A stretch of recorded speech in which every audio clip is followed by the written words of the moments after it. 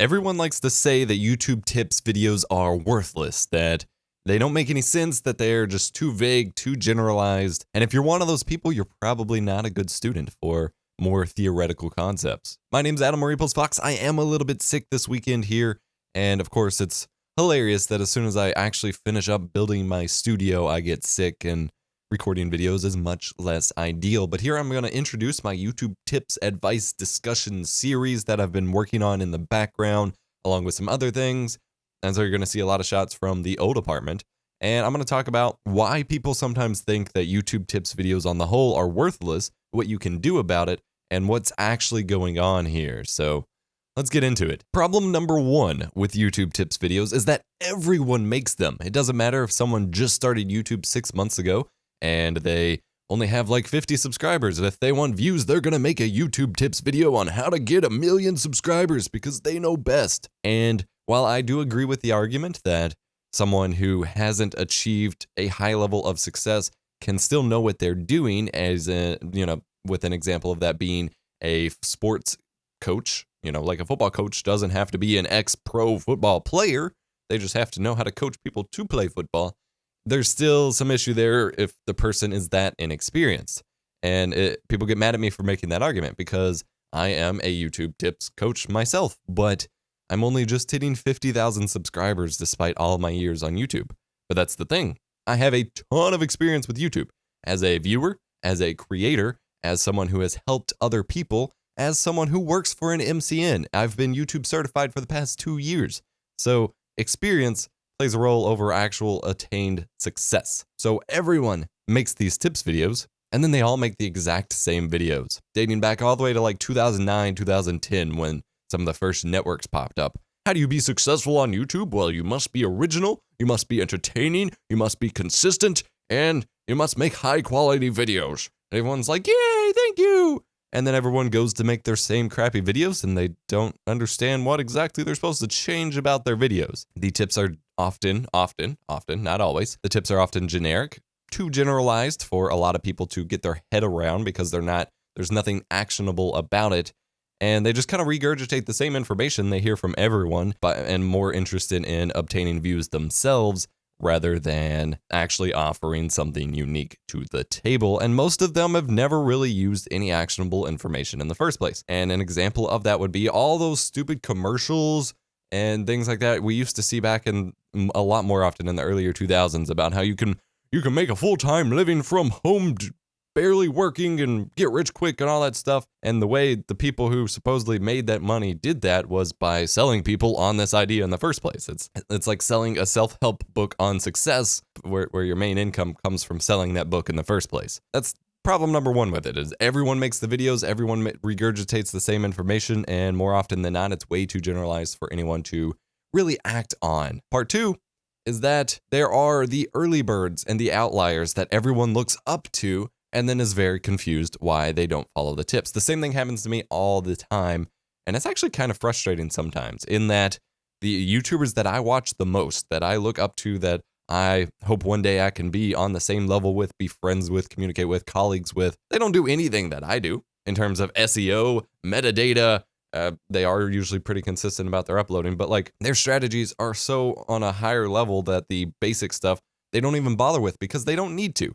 Because they either were early birds to the platform, so they immediately blew up pretty quickly just by inherently being some of the first people on the platform.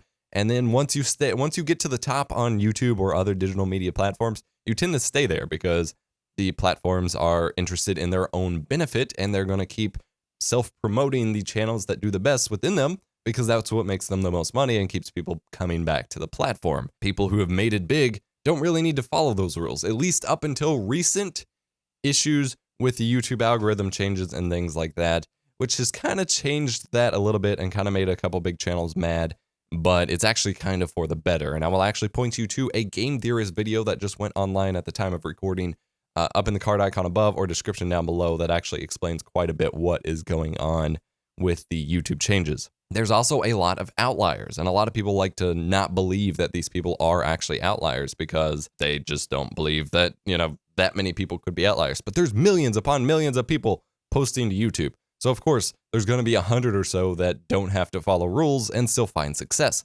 because the main focus of YouTube's success is not upon what metadata you use or what strategies you use, but it's on charisma and content. If you make very, very good content that people really want to share out to other people, that they instinctively want to hit that tweet or Facebook button to share it out to their friends, or you just have a very charismatic personality that people connect with and they want to spend time with. That's why a lot of the top YouTubers are super overly, exaggeratedly excited and enthusiastic about everything, because that's what sometimes a lot of kids connect with, or young teens, or just people who want to be really excited about what's going on in the video, so people overdo it to the point that it makes me cringe. But that's why, if you have the personality or the content, you don't need to worry about anything else, because people are going to share your videos for you. So this is why YouTube tips suck, but they don't have to. What you're missing is that these all they can still apply to you. You look at the context of who is giving the tips. If you deem that the person who is giving the tips are not credible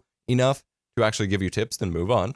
But if you do see that they might have some niche of experience or some aspect of their personality that might make them suited to giving you YouTube tips, take a look at them and break them down as to how they could apply to your channel. Now, there's the obvious ones that I mentioned that are way too generic. Upload quality videos, be consistent, and stay genuine. And a lot of people look at that and their eyes just glaze over. They just don't know what to do in their videos. You need to take those ideas and seriously think about where your video stands in relation to some of the top YouTubers that you watch. And I don't mean to just constantly downward compare. That's not healthy. That's not what you should do for YouTube. But honestly, you have to have the self-awareness to realize when your video sucks and what you need to work on to do about that. And in my future YouTube tips videos, my goal is to really latch onto that and give you some actionable advice to be able to address that. Some steps you can actually take that you can immediately, at the end of the video, go do this, go do that, go do something else, and improve your videos. But you need to take that. What is the quality entertainment value of your video? I see so many smaller YouTubers who complain about not being able to grow on YouTube, but then whenever I look at their videos and I point out things they could improve, they're like, yeah, I couldn't be bothered with that. Yeah, I know it's bad. I know my videos are bad. What are you doing about it? Nothing. They're not doing anything to make it better, but then they're not happy that they're not growing. You have to put in the work. You have to, if something is bad about your video, don't put it in your video. Don't make that video. Make a better video. It makes so much sense once you get past a certain point, but you really just need to take those tips to heart. YouTube tips aren't worthless. They're just super general because a lot of people haven't done the actionable steps, or the actionable steps change so often because of the YouTube algorithm changes, because of, various other factors. So like I said, my goal with this series is to create discussions that will get you thinking about what you should be doing with your channel, just get you thinking from a different perspective, hopefully want to change some things about your workflow and give you actual actionable steps on what you can improve. I'm going to have tips videos, discussion topics, channel reviews. I'm actually going to rehash some of the channel reviews I did for my network since I canceled that series and see if you guys like them at all and things like that. So I'm really looking forward to this. Like I said, I work for an MCN. I have for 3 years now. I've been YouTube certified for at least 2 years. I know a lot. I have a lot in my head in terms of strategy and consulting, and I'd love to work with you all to make your channels better on top of continuing to grow my own. So if you're interested in that, be sure you're subscribed. Comment down below with if you already have any questions you want me to start addressing. Smash the like button, and I will see you in the next video.